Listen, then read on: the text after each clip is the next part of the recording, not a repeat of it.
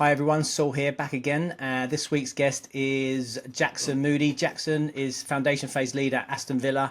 Aston Villa, obviously one of the top teams in the country, also one of the most prolific academies, also in terms of developing top talent for their own team and top teams not only in England but around Europe, and also for the England national team. So really privileged Jackson agreed to come on the show, talk about his journey, obviously not just the experiences at Villa. He previously worked at Coventry, Swansea and Cardiff, also very much a foundation phase specialist. So yeah, lots of great coaching gold and experience to share with you guys, diving into his experiences working obviously at one of the biggest clubs in England and also working across the other clubs here. So really focus on those foundation phase players. So without further ado, let's get into the show. So welcome back to another MPFC Youth Soccer Player Development Podcast, joined by my very special guest this week, Jackson Moody. Jackson, how are you doing? Yeah, I'm really well, thanks. How are you? Very well, thank you, mate. Jackson, can you give us a brief outline of your playing and coaching journey up to this point, please? Yeah, so playing journey, it would have started county level really. I never would have progressed probably to the levels I'd wanted to. I had a quite two serious knee injuries quite young. But from there, I did a lot of primary school coaching, developed that into going to university to study a degree in sports coaching. I was lucky enough to do an internship at Cardiff City, turned that into a part-time job at Swansea City, progressing into a full-time role eventually. From there, I was lucky enough to make my way back into central of England, where I worked for Coventry City for 3 years as a lead foundation phase, and then the last 7-8 years I've been at Aston Villa as a lead foundation phase. Interesting journey, like sort of really like a real strong, diverse experiences already in your career. Tell us about that internship you did. How did that come about? And tell us about your first experiences going into like a pro academy. Yeah, no, you know what? It was I remember getting the opportunity. So I think there's like 30 people on the course, and there's only about half of us at most would get it. So I was desperate to get the opportunity because I always wanted to know what the inside of an academy looked like. And I remember walking into the door and just seeing the level of player being, whoa, that's a lot higher than I expected. So that was under 13 at the time. And funnily enough, I now work mostly foundation phase. But even then, just going, right, that's the reference point of what a player looks like. So got to go to a lot of the games, got to actually lead training sessions. So now I look back, I think, wow, what an opportunity they gave young coaches to actually lead an academy session. I don't know how often that would happen nowadays. So I think a lot of it is about right time, right place. I don't know how often that would happen now. An academy would let an intern lead an academy under 13 session. But certainly back then, learned loads. What were your, sorry to interrupt, Jackson, what was your, when you went in there, did you I assume you've done your coaching badges already and stuff, you've had some limited experiences in coaching, but what were your main takeaways in terms of not just the players, but in terms of the coaching? Was it like the delivery different? Was it like in terms of the type of sessions, the intensity? Were there any initial takeaways you thought, wow, this is a bit different and a different normal inverted commas coaching environments? Yeah, no, I think the two big things was they probably go hand in hand, was the speed of play, and then the coach's ability to notice during the speed of play. So this is happening, that's happening, and you'd speak to them and you'd be in awe thinking, I haven't even seen that. But because it's going so quick, and I guess experience enables them to know what they're looking for. Interesting that. So you start leading sessions. Tell us about that. What was that like when you're putting your first sessions on for those academy boys? Tell us about one in terms of the preparation. What did you deliver? Were you nervous? How did it go? Yeah, no, I mean, I think now compared to if I look at what I do now in terms of preparation to then, they'd be hand in hand. They'd be so far apart. I mean, it would have been a basic outline around this is the objective. There'd be a real clear structure of what I want to achieve. But if I went, what do I actually do now? The success criteria, the depth of detail, the alignment of what we did last week to this week would be a lot stronger. So I had my UEFA B, so there was a real basic structure to the session, but I don't think it would be anywhere to the level I'd hoped to be able to deliver in plan now. And then tell us about your first role then you got in. So you go to Swansea, that's your first official coaching role, right? So tell us about that. What was your role and tell us about your sort of day-to-day there. Yeah, it's a funny story. I remember thinking, I really want to stay within academy coaching. Like once you get a feel for it, you get a thirst to want to stay in the game. And I ended up ringing them on a whim, just saying, look, have you got any development centre jobs going? And they did. To be fair, they had a development centre job going on the outside of Swansea, so it was actually more towards Cardiff, which suited me. And I ended up working there 1 day a week. And actually, to be fair, the players, now I look back, weren't at too bad level. They all really wanted to get better. And worked there for probably about 12 weeks. An opportunity came up for pre-academy to cover a pre-academy session. And I ended up stepping in and going, yeah, I'll go do that. But I remember having to drive all the way from, I think it was the edge of England, so like near Bristol, down to Swansea just to volunteer and do a pre-academy session at Swansea City. And even then, being surrounded by pre-academy coaches, academy coaches, at the time being a really young coach, just going, right, I'm going to use this as an opportunity to try and absorb as much as I can. Most of it, if I'm honest with you, was voluntary. You just try and get as much as you can. And you've got to understand that maybe at that level, when you like enter into academy level, you're not going to expect to get loads of money. That's not the reason you do it. You do it to try and gain experience. So I ended up doing that for a long time, taking anything I could get. I remember going up to Man City with the pre-academy from Swansea, which is a long, long way. I remember when I joined the academy, doing the under-9s, going all the way to Poland. And you don't do it for financial gain. You do it to literally get as much experience and time to get better as a coach, and almost be a little bit selfish and use it as your own development. So I ended up just trying to take as much as I could, 7 days a week, literally getting out 9 a.m. in the morning, working for the Swansea City in the community, in the evenings doing academy work, until that eventually turned into a full-time academy position. So you're working part-time, well, you're working mostly the foundation, community scheme, and then with the pre-academy as well, that sort of rotates. So similar to sort of my journey, I did that.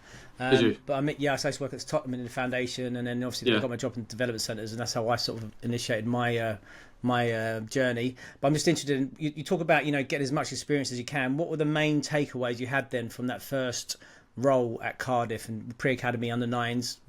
The main takeaways you took from that position.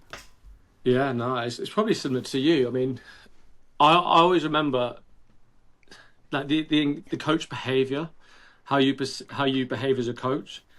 And I used to try and watch the 18s coaches, the 16 coaches, 21s coaches that would be mixed with the first team.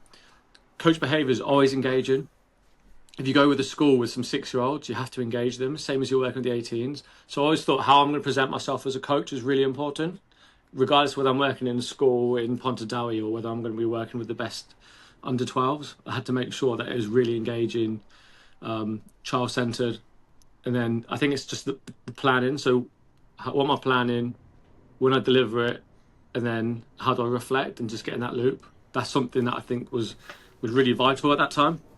Can you give us an idea then, at that time, for example, what you planning? Wasn't a typical week look like for a pre-academy on the under-9s there? Is there like a technical, tactical cycle? Are there certain things you're working on? Give us a rough idea about what sessions look like. Yeah, back then, I guess there was a real strong philosophy. So when I joined Swansea City, we're in the Premier League, and it was the time when we had a very strong playing philosophy, playing through the thirds, trying to maintain possession. So there was a lot of, from a collective point of view, we wanted to be able to share the ball, make good decisions in possession. But in terms of individual quality, we had a lot of time. And this is a bit I really loved, that every age group, even all the way up to 16s, we spend loads of individual time on the ball, doing, everyone calls it something different, ball manipulation, ball mastery, ability to use 2 feet. And I think one of the biggest compliments we ever had is went to a Premier League festival. And I remember some of the people that worked for the Premier League said, look, I just love watching Swansea City, the age groups, because the boys look so comfortable on the ball. And that was a big reflection for all of us, going, well, that's what we wanted. We want to sort of look like our first team, in the sense of not many professionals, but players that want to enjoy getting on the ball and staying on the ball. So what does that look like in practice then? So that's the idea. You want to do more of that. The end outcome is people telling you that looks good, but I'm interested in tell us about delivery there. How do you put that into practice into your sessions to get your players better on the ball? Yeah, again, you're probably similar to me. Like, when you work with some really good coaches, you become like a magpie, and like you take the best bits, like the shiny bits. So I remember we had the head of coaching at the time was Roy Thomas, and he's a pro licensed coach. He'd lived in Africa, Australia. He was so enriched with his experiences, and he was so much about simplicity. Like, don't overcomplicate practice. Like, let's teach the players, not the practice. So that's the first thing I think we always made sure we're doing, is that the practices weren't always that different. It was more about the detail, the challenge within it, and actually coaching the needs of the players. The practices used to be short and sharp, so we want lots of repetition, but quality repetition. So I remember at the time we wouldn't do a practice where they're all dribbling around a box for 3 minutes and it was slow. It was actually, no, we want it to be directional. We want there to be a change of direction, a change of speed, and we want it to feel like the game. Those are probably the big bits of formula in terms of the individual actions on the ball. And then I remember we always used to try and put as much attention on one foot as we would the other. And you're probably similar to me, or you've had lots of coaches which would be similar, where it's just a little bit around terminology. So we wouldn't call it like strong foot, weak foot. It might just be something as simple as strong foot, other foot. And we just wanted to make them try and balance and dominant off both feet so they could go both ways. So I remember just being really intentional around those things. Yeah, interesting. So tell us about then your next role. You moved to Coventry, is that right? Is it Coventry after? Yeah, Coventry City. So tell us about how that come about, and then tell us about your role there. Yeah, so I remember again being really thirsty to want to try and progress in. I learned some great things at Swansea, and I wanted to influence others. And one of my proudest things from being at Coventry is a lot of coaches then went on to other lead roles. So they went from getting the first part-time role to now a lot of them working at Cat 1 academies in full-time positions. And I'm really proud of that. So I think being able to influence others and have as much effect on those was really important. And I remember just wanting to have maybe not just one age group, but 3 age groups within that remit, plus a pre-academy. And there's just lots of opportunity. It was a great place to sort of give some ideas, give it a little bit of different feeling and substance of what was on the pitch. Loads of individuals. So I remember when I came in, the academy manager said, look, like, this is what we want. We want it to be real play based, give the boys lots of freedom and expression, but we also want them to be really dominant on the ball. So the program was a lot around 1v1 dominance and technique and individual ability. So what was your role there? Sorry, that was lead foundation phase. So lead foundation phase. Okay. Yeah, lead foundation. So then tell us about that. Then were you involved in then constructing a curriculum in terms of that? Then? Yeah. So can you had lots of freedom. Then? So then tell us about that. What was it? Yeah, so lots of freedom. So we did a little bit around me. So it was like me and the ball. Then it was a little bit about we. So how do I combine with others and us? What does that look like in a team? And a lot of the program was based on that. So me and the ball, or me versus an opponent. We, so combinations, then us, what does it look like from a framework or a structure point of view? Most of it, if I'm honest with you, wasn't tactical. A lot of it was individual tactics and techniques. Can you give us an idea what like a typical week might look like? So how would you split up your week in terms of like what you and the other coaches are delivering? Yeah, we do. Well, when we used to do the 1v1s, I guess we'd have a lot of theme with what the pressure was. So was it front facing, sideways pressure or backwards pressure? And a lot of it would be based off that. And then there was just general techniques that we try and have over the course of a year. So, for example, it might be like your basic, like running with the ball, passing, receiving, 1v1 defending, dribbling, finishing skills. So you'd have those broad techniques. But other than that, most of it is those individual 1v1 moments. So what would a typical session look like? So it'd start off with players on the ball. So a lot of individual on the ball. But again, we wouldn't go big numbers. It wouldn't be one coach and 30 people around the box. We try and split it up.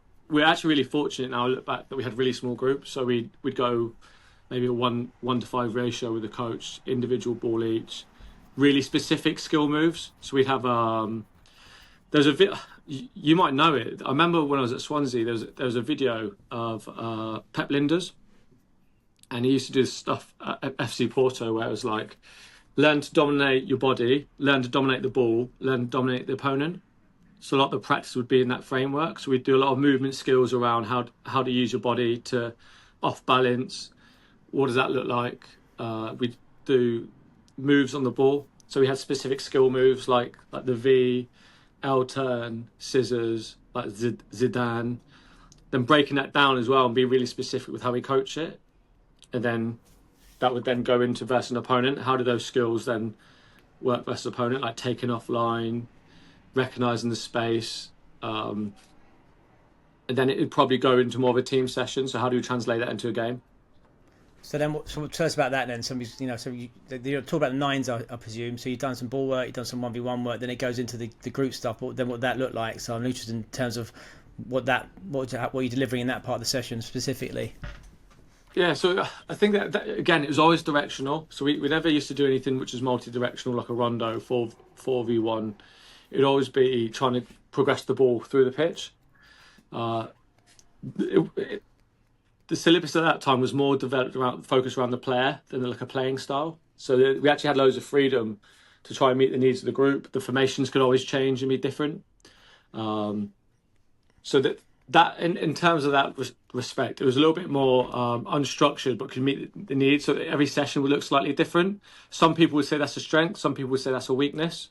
Looking back, I think it actually allowed us to really hone in on designing sessions around players rather than like a syllabus. Okay, cool, interesting. So then tell us about then you move on to your next one, your current role at Villa. Yeah. Tell us how that come about, and what exactly you do there. Yeah, so I remember at the time there's a few lead phase roles, and it's obviously with the category one. I really wanted the opportunity to stretch and challenge myself with it. Job came up, and I remember having the interview. Obviously, being a little bit nervous, but really trying to make sure I planned appropriately for it. Then got through to the final stage, and it was with the technical director. And I remember it was just, to be fair, I think at that point I already had the role, but he wanted to say to me, "Look, I just wanted to make sure I met you and understand what your coaching philosophy was."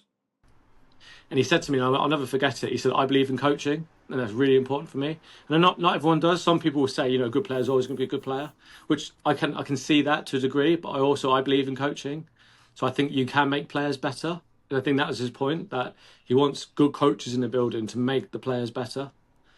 So that's basically how the role came about. I ended up coming into it, I think 7-8 years ago. I think those group of players now are second year scholars. So my first age group was second year scholars now. So I have been here for a little while now. Tell us about what was the interview process? So the interview process would have been obviously first the application. It would then be a practical session. So I had to do a practical session, which was on. To be fair, they had some different subjects I could choose. So I think I ended up choosing recognising overloads. Right. So it was like using 2v1s. I remember going from a small practice, like a 2v1 to goal, to then progressing it into a 3-zone practice where you had to transfer up the pitch in a small-sided game. Then it went into a classroom-led session where I had to do a presentation around my coach philosophy and my beliefs. And then that translated into just like a formal interview with the technical director. Wow, I mean that's pretty standard these days, isn't it, for those sorts of those roles? But it's pretty intense, process, isn't it? Yeah, it is. Yeah, it is. Yeah.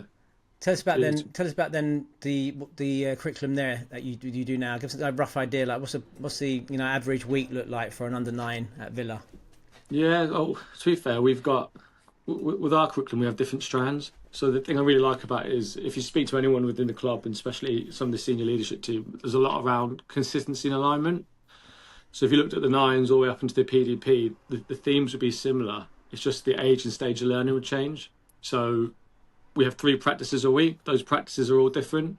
But over the course of a year, hopefully it would fulfill their diet. It'd be like an ecosystem where every part of that diet is fulfilled. So one night could be core skills, so like your 1v1 dominance, ball protection, ball striking skills. The next night would be like general techniques, so like dribbling, running with the ball, a lot of unopposed into opposed, and like the Saturday session, which is before a game, would be a little bit more around. I wouldn't say tactics because it is sort of tactical, but we call it the DNA. So it'd be around our framework and structure, but that'd be heavily led by core skills in the individual. So how do those then fit into the game on the weekend? So you talk about, for example, that first night you mentioned the core skills of the 1v1. Give us an idea, talk us through that session if you were going to do that first session tomorrow, for example. What would it look like in terms of what you do in each practice? I'm just interested in what it looks like. How do you fulfill those, the desired outcomes on the pitch? Yeah. So we we have a real strong framework in terms of what we want each core skill to achieve. So we've got some objectives with real clear key success criteria. It's more of a carousel. So rather than me coaching six different skills, it'd be more of a case of I'm going to teach ball protection all night. So can you give us an idea of those? Just tell us what the core skills are then. Oh, so yeah, ball protection, 1v1 defending, 1v1 attacking. It would be finishing, passing, receiving. Right. Okay. And they'd get a feel for all of those in that night. They'd go through 5 stations and get lots of opportunity, and then it'd finish off with real small games like 3v3. So you've got like a carousel sort of thing going on, 5 different stations or whatever, and then you've got your small-sided games at the end. Yeah, basically, and all those carousels, like each station would be lots of play based. Like it'd be lots of high repetition. There wouldn't be the coach stopping it all the time. It'd be lots of opportunity to practice. And how many groups? How many kids in each group? Small numbers, you know. It depends on the size of the group and what age group it is. I mean, we've done it before when it's been 4 players per station, which is real high repetition. And so what a shooting station might look like there? How you going to get the repetition of the shooting station in? Lots of footballs, you know. That's really important. Lots of footballs. Try and translate it as well. I mean, our head of coaching speaks about quite often around the returns of practice. So we always want to make sure that we've got realism. Does it look like the game? Are we getting lots of goals? Repetition, is it relevant? So is it what they need in their journey at the moment? And we're not always going to get all 3 of those returns, but we want to try and achieve as many returns as we can in one practice. Because we spoke about this the other day on the podcast. It's quite tricky, isn't it? Particularly shooting, for example, getting the repetitions in, working on the technique while still making it, you know, game if you like, orientated. How do you juggle that? So much like, you know, in terms of how do you approach a session to make sure you sort of tick in all those areas. Yeah, nice. It's so tricky, and like sometimes something's got to give, hasn't it? So like we might lower the realism just to gain a little bit more repetition of the technique. So for example, you might do 1v1 to goal. You want to do finishing skills on the move, and you have under pressure, where you might have to make it semi-opposed just to allow that striker that little bit more time to get some success. So I guess it's just understanding your affordances, what you're affording in the session. And it comes back to like we have a real strong, hopefully a real strong model and reflection. So we always try and speak afterwards about what went well, what can go better, and give each other feedback. That's really key. Because also it's just a general logistics thing, isn't it? Because I found it's a shooting practice. Like, you know, if you've got any group of players, it's right. How do you organise in terms of the repetition? Like you say, you need lots of balls, lots of goes, but then you know, it's how you set the session up to have the flow and that sort of, you know, you organise the rotation or those sorts of things, isn't it? It's a bit of a tricky one. So any tips you give for coaches to try and combat that, to try and, you know, make it effective? So you can still, because I think a lot of time we don't, as coaches, what we do is we end up maybe not giving them the opportunity to really break down the technique and focus on the technique, because maybe we've got a lot of players and then because we wanted high repetition or the high volume, or, you know what I mean? So you're juggling all those areas, aren't you? Yeah, no, definitely. Something that I'm not a massive fan into is massive lines. Yeah, of course. So like, I remember we used to say I have a line of 4 at max, and as the first one's going, the second one's getting ready to go, the third one's planning, the fourth one's reflecting. Yeah. And then it's quick. And if the coach can coach during the practice. If you keep stopping it, they're not getting goes to get better. Yeah. Well, so I think also, yeah, as they say, it's like the difference between queuing and recovering. So I say the same, like you want to like work to rest ratio as well. But if you're doing something explosive, like a 1v1 to a goal or something like that, you can afford the players to have a little bit of recovery. But then it's a very fine line between, like say, recovering or then queuing when they're getting bored. So that's for me. That's I've always said for the optimum 3 or 4 per group. That's it. To your work rest ratio, so you don't, you have that. That's another one. I think it's a really good point, and I always say it to people as well. Is you want repetition, but you want quality repetition. So like if they've been sprinting and then they're doing it again, they do it 10 times in a row, you're not getting the quality. And I think that then translates into the game. So like if they're practicing slow, they're going to play slow.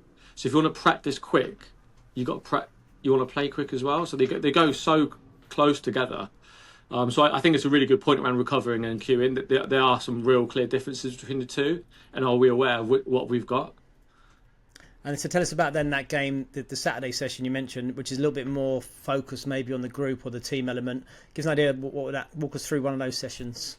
Yeah, so I mean, look, that that session, it's not tactical in the sense that we're teaching, oh, this is how we play in terms of tactical focus as a group, but you always want to have a framework. But how do our core skills then translate into that? So I'll give you an example. If we're working on playing out from the back, well, how does ball protection look playing out from the back? Then we're talking about individuals, about what foot you're receiving on, where's the pressure, what type of turn is it, is the defender tight? So if it goes in the six pocket, is he tight? So are we looking to roll out on a closed turn? Then when they do it, have they checked? What skill moves have they used to get out? We want to be really brave playing through the pitch. So hopefully, I guess the Saturday session brings everything together, because ultimately that's what we want to do. We want to make players better, don't we, to play the game? Is it linked to like a tactical cycle? That one? Yeah. What give us an idea what a tactical cycle looks like for the foundation? Yeah, so we do the same as the youth development phase. I mean, consistency alignment is very similar. So like playing out from the back, then the opposite to that would be pressing from the front. So then the next week you do pressing from the front, playing out from the back. Same as managing the ball to the mid-third, then being compact in the mid-third and vice versa. Then I guess it then goes into the back end, which should be pressing, playing from the back, pressing from the front, managing the ball, defending from the front. Yeah, so it just ends up going all the way through the pitch. So it's like a 6-week cycle. Basically. Yeah, basically. So then, so you said so you work on playing out from the back, but then you also the other play you're still focusing on the pressing from the front as well within the same session, or the other coach focused on that, or is it? Yeah. So I think something that we've got quite good at, I'd like to hope, is that our coaching roles. So for example, like when we plan a session, we also plan what the coach is doing and how he's doing it. So it might be like today, as an example, this morning, if I was doing out of possession, he might work in possession. I think something's really important. I learned it on one of the Premier League courses. Actually, sometimes coaching the opposite is more important. So you have to give yourself a challenge, otherwise it's easy. So it's got to be realistic. So like if we're playing pressing from the front and the ball's just being switched, that's too easy. What happens when one side's overloaded? So that suddenly he's coaching against me as well. We're making it difficult for each other, or he's coaching against the players that I've got. And I think that's when you get real learning. Tell us about that then. Tell us about so you're the lead nines coach then, as well as the head foundation. I'm the lead 11s coach. I'm the lead 11s coach. And so you have like an assistant coach working with you then. Do you, to the 11s? Do you? Is that? Yeah, like we wouldn't call them, to be fair, like something I'm really pleased and proud of. It doesn't feel like there's a hierarchy thing. So we just have age group coaches. So for example, he might lead it and I might be the ghost coach. So that's what I meant. So then I'm just interested in how do you manage that? How do you manage, because that's another tricky. Well, it's a real skill, isn't it? Being able to manage other staff, other coaches, and obviously as a foundation phase lead. But practically, how do you do that? Can we give tips to anybody who maybe aspires to a role in terms of managing other people, and and how do you do that in the planning process? Yeah, no, I mean, again, we're lucky because we spend a lot of CPD and time around what we want it to look like in terms of planning, coaching roles. Like everyone's got a real clear understanding. So clarity, I guess, is the first one. So do we know what those coaching roles look like and feel like? So clarity is big. So momentum coach, we wouldn't call it a lead coach, we call it a momentum coach. So a momentum coach would be in charge of the flow of the session. He'd do the main points around the main objectives of the theme. He's the one that you'd hear. He'd manage the timing interventions. A ghost coach, for example, might be working against. He'd be in the background. So he'd be going past players, getting in their ears. He might be a pro on the shoulder, working with people, but he wouldn't be stopping it. So we'd have a real clear understanding of like, look, clarity, this is your role, this is my role. So I think that's the first one. The second one, I think, is relationships. Like, how it is working in football. It's a people-centered industry. We're working with people, working with children. Have to have good relationships, and I think then being able to feed back to each other is really important. So I know all the coaches that we have here, we can speak to each other and go, do you mind if I speak about this? Or actually, I've noticed this. Maybe it's worth feeding that back. And it's not personal. It's actually for the players. So those relationships are really, really key. Not having ego. So it's not about me. It's a player-centered approach. And then vulnerability. Like for me being a lead phase, I haven't got all the answers. I'm fine with that. I actually see it as a strength if people want to sort of not challenge, but have constructive understanding and ideas which might go against what I'm saying. And we can have discussions and not debate, because they're not debate, they're just healthy discussions. So I think showing vulnerability as a leader is really important. You haven't got everything, but actually you're going to look outwards to try and get help. And if it's not right, it's not right. Yeah, interesting. And so then tell us about, I mean, I always talk about my time working academy football, how beneficial it was for me in terms of developing myself as a coach, just in terms of being able to see so many different top class coaches around, and as you know, and a club like yours, a massive club like yours, you must be surrounded by so many good coaches and practitioners. How do you do that, and how do other staff? Are there any sort of opportunities for you to see other coaches work regularly? Do you encourage the other staff to do that? And does any sort of processes involved? Yeah, I mean, we're really lucky because we do a lot of joint CPD. I don't feel like we're isolated as a phase. There's a lot of interest. So people, for example, one of the 18s coaches, he still does, and even one of the 21s coaches, they speak to me a lot about the foundation phase because that's where they start their journey, and they have a real strong interest in it. And I think they know whatever happens at this age group, eventually will have a strong influence on their age groups. So the first one is actually a real strong interest from people. So I think that's there. The CPDs joint, so we get to observe each other's CPDs. So you have PDP staff will be watching FP phase and vice versa. You've got heads of coaching that have worked across all the phases. Day release, so we got opportunities to work in the day releases. It's not isolated. I think we see ourselves as football coaches, not specific age group coaches, and I think that's a real strength. And I'd like to hope, because of the consistency in alignment, like our nines coach could go work in a 13 session and he would know what he's looking for. No, you have to be creative. So that's what I mean. I think that's what's interesting, because that's what my message a lot of times to coaches, that you can get all those outcomes doing smaller sided stuff. Then you don't necessarily have to do a 9v9 and have that one ball between 18 players. For example, you got 16 players, you can do 4v4 and a 4v4 and still two at the same time, but still get those different tactical outcomes, like you say, because you still got the height, width, and depth, your rotation, and that sort of thing. Yeah. As long as the principles are there. Yeah, as long as the principles are there. But like we all got preferences, haven't we? I know you'll have preferences. One of my preferences is getting lots of ball contact. Yeah, so that's really important. So I like lots of not small numbers, but lots of repetition on the ball. So then you got to think, if you're doing 9v9 for long duration, how much chances are the boys getting to practice being on the ball? Yeah, I think that's why one thing's just a big misconception, I think, isn't it? It's that you can still get those outcomes. You're not sacrificing the tactical outcomes by not playing a 9v9. That's what I'm trying to say. You still get that with the smaller sided stuff. Yeah, no, it's a really good point. It's a really good point, and what's harder to teach as well. Yeah, exactly. Just tell us about then, in terms what's your approach in terms of players playing in positions, game time, substitutes, that sort of thing. Yeah, but now my personal approach, especially at young age, is boys need opportunity. We're in a development environment, not a performance environment, and players aren't going to get better if you pigeonhole people too early. That'd be my personal one, and I think that'd be shared across a lot of clubs. You don't know where boys are going to be. I've had players before which people would have said, he's going to end up playing here, and he's now a professional player playing in a wide position. But at the other end as well, I've got boys who've always played the same position. So I remember one of the lads I worked with at Swansea City. He's now playing in the Championship, exactly the same position he's always played since under 9.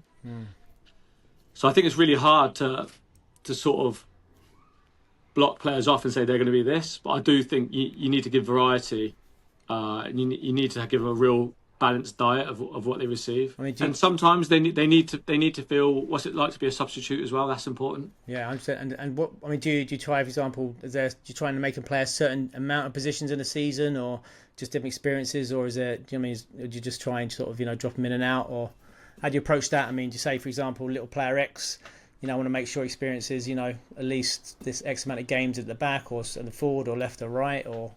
Yeah, I think we look at it more from a personal development point of view. What does he need in his diet? So let's say, for example, someone needs finishing. Well, you're not going to play him at the back if finishing skills is his like personal objective. So I think actually you can choose a position to meet the needs of the player, and that's something I think if you're really deliberate and you've got full-time staff and you've got lots of time, you can be that specific in your approach, and I think that's something that I'd certainly do. tell us about recruitment then, in terms of interesting, because where you are, I mean, you're situated there, in the second biggest city in England. So tell us about that. Is that correct that I heard that Villa were they were going to open an inner city academy venue as well? There's something I heard as well about the club. They're maybe going to be like an inner city, because you're Aston. I've been to the training ground, major training ground on the outskirts, isn't it? But then they're going to be like a plan to do something in the city. I think it was publicised. Or I mean, how do you obviously tap into that inner city? Yeah, no, we've got it. Oh, yeah, right. we've got it. Yeah, we've had it for about 2 years now, which is good because it just gives players access maybe that couldn't get to our other training ground, which is really, really important for us. And we want to represent the area. So yeah, it gives boys opportunities to come to the Midlands, from the Midlands to come to Aston Villa. There's real good transport links there. So that's in town, is it? It's right by the stadium. It's right. a 30-second walk from the stadium, which is great. So you can literally see the stadium from the training ground. So how does that work then in terms of, do signed players train there as well? Can they train there instead of going to the main training ground? Does that work? Yeah, no. So they train in both, depending on the age group. Like everyone's age groups looks a little bit different, but certainly young age groups have a variety from training at Brookvale and Bodymore. So they get to do both, which is great. Interesting. So then that's across the board then, all players from especially the young ages. Yeah, as they get older, I think that they obviously get based here a little bit more, but especially in holiday programs, some of the games program will play down there, and it's a great venue. So it's certainly one that we want to use as much as we can. Yeah, that sounds top, mate. And tell us about yourself. I mean, you talked about your CPD program there, but how do you develop yourself? Continue to try and, you've been there 7-8 years now. How do you keep yourself fresh? How do you keep yourself on top of the modern trends and that sort of thing? Yeah, it's funny. I think all coaches go through levels of when they've been on top of their CPD and they feel like they're gaining loads of momentum, and sometimes when it feels a little bit stale and you need I need to freshen up. I probably had my freshen up with the Premier League. They do a course called ECAS, which is Elite Coaches Accreditation Scheme. I was lucky enough to go through an interview process to get onto that, which is pretty difficult. But once you get on it, you get some unbelievable experiences, things that you probably wouldn't ever consider with coaching. So since being on that, it's probably opened my eyes and enlightened me to actually being a little bit more creative with my self-development, my coach development. Can you give us an idea of what sort of stuff you do on the ECAS? Yeah. So one of the ones we went to was the comedy club in London to do improv, which I was really uncomfortable with.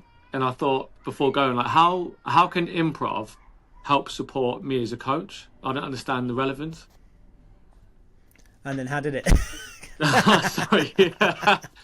So a lot of it's about communication. So a lot about improv is about listening. So people always think about communication is obviously about speaking, which it can be, but also listening. And then there's some real big rules in improv. If someone from improv has listened to this, they'll be like, that's not right. But one of the things they spoke about was you can't say no. You have to be open-minded. So saying yes and. So then when, for example, you're watching a game or you're listening to an opinion or you're watching a player or you're having a discussion, trying to see it from their point of view, thinking on your feet, improvising, that happens all the time as a coach, noticing skills.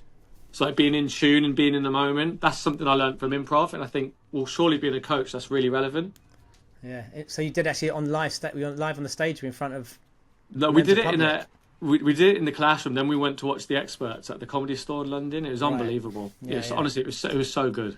Yeah, braver man than me. That's because me anxiety thinking about you being on the... honestly, it was so... You get tough, and they when you're there, they'll say to the crowd, right, give me a scenario. You might say, teacher. Give me a feeling. You might say, anxious.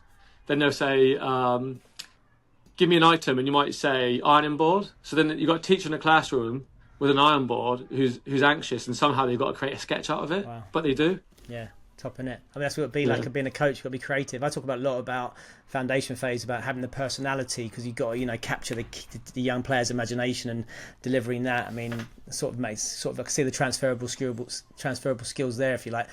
Just while we're on that, how important is that, and how do you know? When you're looking for coaches and you try and bring coaching into your foundation phase, how important is personality and delivery as well as the detail?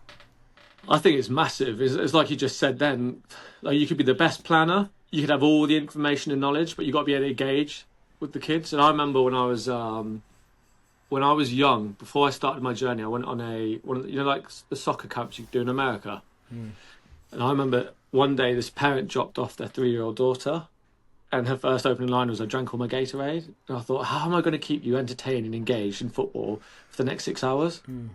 But then you learn to do it, and your personality has to then mould to meet the needs of the learner or the person.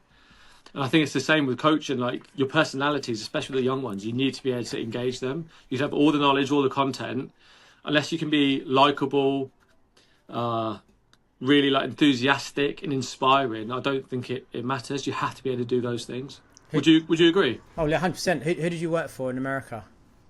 UK Elite. Yeah, because I worked for Noga Soccer, which was, Did you? and I did 2 years, and I always say that really, I wouldn't be where I am now without that experience. You know, for example, Yes, like it's massive. they say working with young players, like say under fives, and for an hour and a half or 3 hours a day, and then also, you know, we'd have to like, you know, do songs in front of the kids and the parents. Talk about 200 parents and kids have to do do rap, Eminem stuff, a bit like the initiation stuff, banter, that sort of thing, and made me come out of my shell.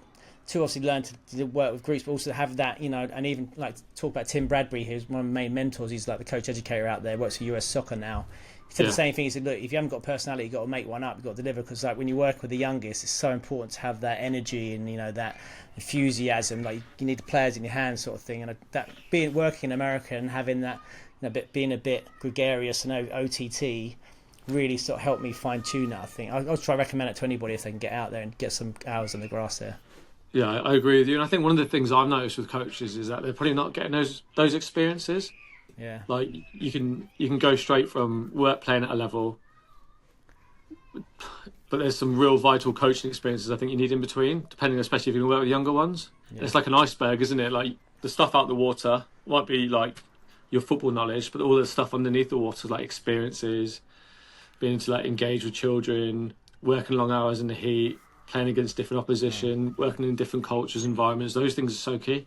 What advice would you give then? I mean, obviously we just talked about their, you know, work in America, but what advice would you give to a young coach who wants to have a, you know, a real top career in the game like yourself? Ask questions. I think you need to ask as many questions as you can and understand why. Why did you do this? Why did you do that? Don't do things for experience, not financial gain, which I'd hope people would know that anyway. But you're going to have to self-sacrifice, and I think that's really key. You might have to go and work in America for summer and work with a level which you wouldn't consider as elite, but I think that's really important. And just be open-minded. So people will suggest things that you might not always agree with, but try and consider why. I think that's really key. What would be yours? I'd be intrigued. What would be yours? I think about experience, like as much on experience, as many coaching opportunities as possible, working with different age groups, different, you know, levels, abilities, disabilities, whatever, and also see as many coaches as well. So like I said, my journey, like those hours in America, I coached for 2 years in America, and I coached and it was like, you know, 3 to 6 hours every day. You know, and I'm never going to get the experience that in England. It's going to be difficult, but also the variation and the sort of players delivering and that sort of thing. And I think that was priceless. So saying, and also then seeing other coaches, like you say, like a Magpie, and taking it. Those are the real key things, and just learning, you know. And also, there's also watching top players as well. That's the other thing for me in terms of what I do.